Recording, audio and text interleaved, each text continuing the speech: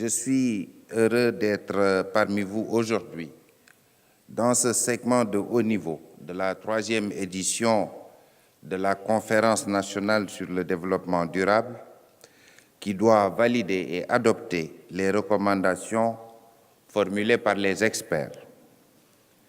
Monsieur le ministre, Mesdames, Messieurs, distingués invités, vous conviendrez avec moi que le thème de cette 3e édition vient assurément à son heure.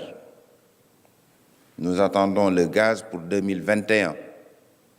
Nous attendons aussi le pétrole pour 2021, c'est-à-dire dans 3 ans. En effet, les enjeux économiques, sociaux et environnementaux que soulève l'exploitation du pétrole et du gaz nécessitent immanquablement une approche multisectorielle, participative et inclusive, gage d'une gestion durable et saine des ressources.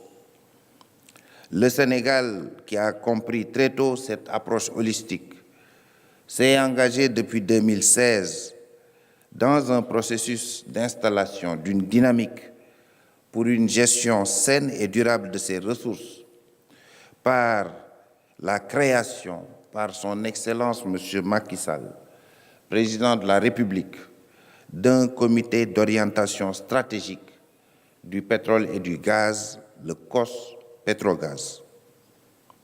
Le COS Pétrogaz est en effet chargé d'assister le chef de l'État et le gouvernement dans la définition, la supervision, l'évaluation et le contrôle de la mise en œuvre de la politique de l'État en matière de développement de projets pétroliers et gaziers. Mesdames, Messieurs, l'adhésion de notre pays à l'ITIE, l'initiative pour la transparence dans les industries extractives en 2012, traduit bien cette ambition du président de la République de faire de la bonne gouvernance une réalité dans la gestion des affaires publiques et par la même occasion son intention de faire du secteur minier un moteur de croissance économique et de développement social. Il nous a d'ailleurs instruit, le gouvernement, il nous a instruit de publier la totalité des contrats miniers et pétroliers, et nous l'avons fait à date. Je pense qu'il s'agit là d'une instruction qui va au-delà des obligations de l'ITE. Il faut se féliciter que 5 ans après son adhésion à cette importante initiative internationale, notre pays occupe aujourd'hui le premier rang en Afrique et la 4e place mondiale à la suite de la dernière évaluation du conseil d'administration de l'ITIE. L'ambassadeur des Pays-Bas le disait tantôt, qui sont candidats. Ils pourraient aussi bénéficier de l'expérience de notre pays. Ces résultats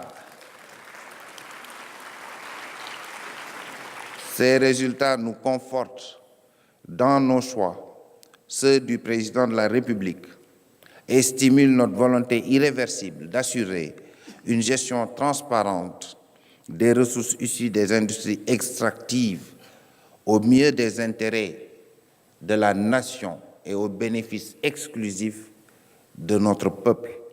Certes, l'exploitation des ressources gazières et pétrolières constitue un levier important pour propulser la croissance économique et le développement des pays, mais elle peut générer aussi des externalités négatives telles que la perte de la biodiversité due aux possibles déversements et aux fuites au niveau des points de forage, la déforestation, la pollution de l'air et du milieu marin. Elle peut aussi être à l'origine de déplacements de population. Il nous faut bien prendre conscience de ces risques et développer ensemble des mécanismes de mitigation appropriés afin de mieux protéger l'environnement marin et les populations. Mesdames, Messieurs, distingués invités, si les thèmes des 2 premières éditions de la CNDD, la Conférence nationale sur le développement durable, ont tourné autour de la territorialisation du développement durable. Celui de cette année nous permettra d'ajouter une plus-value à son opérationnalisation.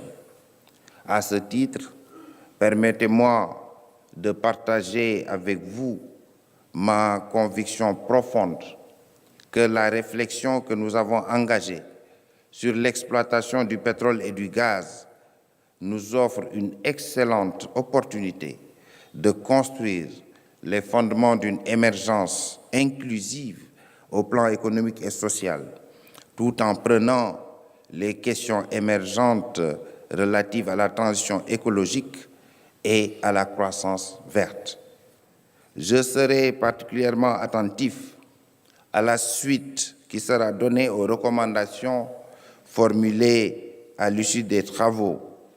Sur ce, je déclare close, au nom de son Excellence, M. Macky Sall, Président de la République, la 3e édition de la Conférence nationale sur le développement durable et je vous remercie de votre bienveillante attention. Merci.